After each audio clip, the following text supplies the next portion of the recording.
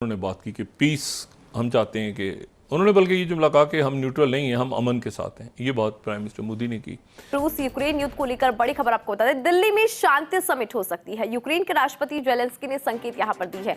उन्होंने कहा कि पीस समिट के लिए भारत भी एक लोकेशन हो सकता है। तो ये अच्छी खबर और बड़ी खबर आपको बता रहे हैं। India is also participating in our work on the peace formula. It was represented at the peace summit. इज्जत देखे हिंदुस्तान की और हिंदुस्तान के प्राइम मिनिस्टर की इज्जत देखे कि यूक्रेन पे बमबारी बंद कर दी रशिया ने, और यूक्रेन ने रशिया के ऊपर जब तक हिंदुस्तान के प्राइम मिनिस्टर के कदम उनके मुल्क में रहे उधर बमबारी बिल्कुल नहीं हुई। इसे इज्जत कहते हैं। जेलेंस्की को उन्होंने जप्पी डाली, ठीक है ना। और बिल ये देखें, वो पुतिन है, ये जेलेंस्की है। तो जिस पे डॉक्टर जयशंकर ने कहा कि ये हमारा जो पार्ट ऑफ वर्ल्ड है जहाँ पे हम रहते हैं इंडिया में, वहाँ पे कल्चरल कर्टसी होती है। इन कल्चरल कर्टसीज के आप जिस बंदे से मिलते हैं तो आप इस अंदाज से मिलते हैं। तो मोदी दुनिया में जिस लीडर को भी मिलते हैं, जहाँ भी जाते हैं, इसी अंदाज से मिलते हैं। और इंडिया के पास मेरे ख्याल से 801 मैट्रिक टन गोल्ड रिजर्व्स हैं, ठीक है। और पाकिस्तान के पास इसकी निस्बत मैं कहता हूँ 10वां हिस्सा भी नहीं है। 64 मैट्रिक टन सिर्फ हमारे पास गोल्ड रिजर्व। इंडिया ने ये काम करके दिखाया। आज उन्होंने जो 30 सालों में जो काम किया, अपने लोगों को ट्रेन कर करके बाहर भेजा। दुनिया की 25 बड़ी कंपनीज के सीईओज इंडियन है। 25 बड़ी कंपनीज के सीईओज इंडियन है। उन 25 कंपनीज के पास $5 ट्रिलियन का बजट है। चाहे वो अमेरिका का मीडिया हो, चाहे पाकिस्तान का मीडिया हो, हर जगह पे आपको हिंदुस्तान के वजीर आजम या हिंदुस्तान के डिफेंस मिनिस्टर नजर आएंगे। हेलो फ्रेंड्स, जय हिंद। हिंदुस्तान स्पेशल में आपका स्वागत है। दोस्तों, पूरी दुनिया प्राइम मिनिस्टर नरेंद्र मोदी के करिश्माई नेतृत्व की कायल है। पिछले 10 वर्षों में प्राइम मिनिस्टर मोदी के कार्यकाल के दौरान भारत की विदेश नीति ने विश्व के मानस पटल पर नई छाप छोड़ी है। पूरी दुनिया का भरोसा भारत पर बढ़ा है। अब यूक्रेन के राष्ट्रपति जेलेंस्की ने भी भारत पर भरोसा जताते हुए ये बयान दिया है कि अगर शांति समिट भारत में होती है तो हम इसके लिए तैयार हैं। जेलेंस्की ने कहा, जब आप रणनीतिक साझेदारी कुछ बातचीत शुरू करते हैं तो आपको समय बर्बाद नहीं करना चाहिए। इसलिए मुझे लगता है कि फिर से मुलाकात करना अच्छा रहेगा, और अगर हमारी बैठक भारत में होगी तो मुझे खुशी होगी। उन्होंने कहा, मुझे काफी जरूरत है कि आपका देश हमारे पक्ष में रहे। जेलेंस्की ने कहा, यह आपकी ऐतिहासिक पसंद का मामला नहीं है, लेकिन कौन जानता है, हो सकता है कि आपका देश कूटनीतिक प्रभाव का इस्तेमाल करते हुए महत्वपूर्ण भूमिका निभाए। उन्होंने कहा, मैंने आपके बड़े और महान देश के बारे में बहुत कुछ पढ़ा है, ये बहुत दिलचस्प है। सबसे बड़ा जो सवाल उठा और उस पर बड़ी कमेंट हुआ, वो आई थिंक एक बीबीसी का रिपोर्टर था। आई डोंट नो वो रिपोर्टर कौन था, लेकिन मेरा ख्याल है बीबीसी का रिपोर्टर था, जिसने ये सवाल किया डॉक्टर जयशंकर से कि नरेंद्र मोदी जो हैं उन्होंने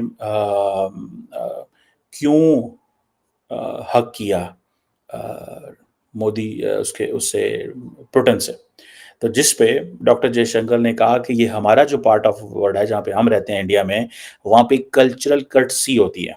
इन कल्चरल कर्टसीज के आप जिस बंदे से मिलते हैं तो आप इस अंदाज से मिलते हैं। तो मोदी दुनिया में जिस लीडर को भी मिलते हैं, जहाँ भी जाते हैं, इसी अंदाज से मिलते हैं। सो इसको आप नेगेटिव कॉनोटेशन में ना लें। और आपके मुल्कों में होता होगा कि आप इस तरह नहीं मिलते, लेकिन हम इस तरह मिलते हैं। सो बेसिकली उनको पता था ये सवाल आने हैं। सो ये लफ्ज जो कल्चरल कर्टसी है या कर्टसी जो वर्ड था, ये मैंने वहां पे देखा कि डॉक्टर जयशंकर देख रहे थे अपने पेज के ऊपर कि अगर इस तरह इसको कैसे जवाब देना है। पहले ही सारा उनको पता होता है कि ये सवाल आएंगे तो उसका पॉसिबल जवाब हमने क्या तैयार करके रखना है। तो डॉक्टर जयशंकर है वैसे ही स्मार्ट डिप्लोमेट, उसको पता है मैंने कैसे जवाब देना है। लेकिन इवन देन जो फॉरेन ऑफिस होता है वो उनको बहुत सारा, जो उनकी एमई है वो बहुत ज़्यादा चीज़ें उनको बताती है।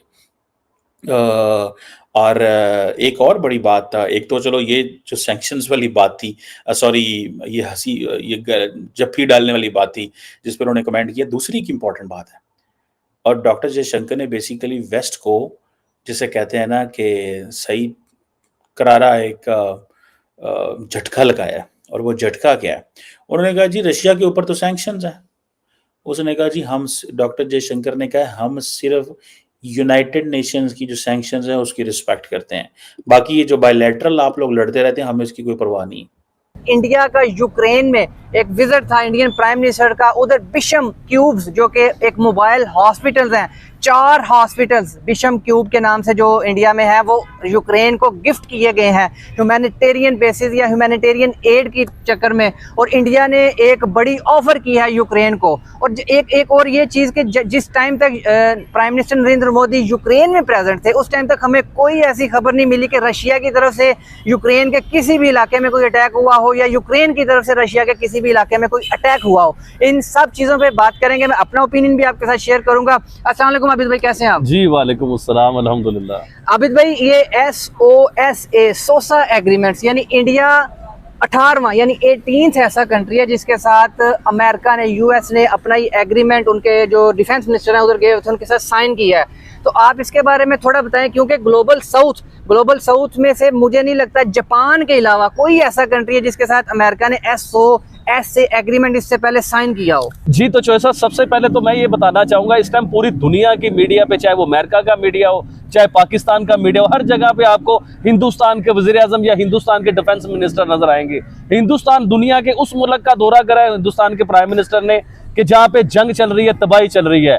फिर US जो दुनिया का पावरफुल स्ट्रॉन्ग जिसे सुपर पावर कहा जाता है, उधर हिंदुस्तान के डिफेंस मिनिस्टर ने जो है उधर का दौरा किया और 4 दिन का दौरा है वो। अच्छा, उसमें सबसे बड़ा जो एग्रीमेंट हुआ US का और इंडिया का, ये सोसा एग्रीमेंट एक बहुत बड़ा एग्रीमेंट है, एक किसी मुल्क की सेफ साइड के लिए बहुत बड़ी चीज है। उसमें क्या होता है कि जैसे हिंदुस्तान कल को वॉर की तरफ जाता है, यानी कि चाइना के साथ वॉर हो जाती है या पाकिस्तान के साथ उसकी जंग होती है हिंदुस्तान की, तो उसमें अमेरिका उसका प्रॉपर हर चीज में साथ देगा, चाहे वो बम की शक्ल में हो, चाहे हथियार की शक्ल में हो, चाहे खाने पीने की शक्ल में हो, यानी कि जो हो सकेगा अमेरिका उसके साथ करेगा। अच्छा, इससे पहले मैं आपको बताऊं कि 18 मुल्कों के साथ ये एग्रीमेंट अमेरिका का हो चुका हुआ है, तो ये भी एक इंडिया के लिए बड़ी जबरदस्त चीज हो जाएगी। 18 मुल्कों में आबिद भाई आप देखें, मैं आपकी सॉरी बात काट रहा हूँ, 18 मुल्कों में यूरोपियन फर्स्ट वर्ल्ड कंट्रीज जिन्हें हम कहते हैं ना, ये ग्लोबल नॉर्थ की कंट्रीज कह लेते हैं, जिसमें आपको डेनमार्क, नॉर्वे, लेकिन उसमें एक बड़ी खबर यह है कि उसमें उन 18 कंट्रीज में जो दुनिया की बड़ी इकॉनमीज है ना, जो बड़े जायंट्स हैं, जो पावरफुल कंट्रीज हैं, चाइना,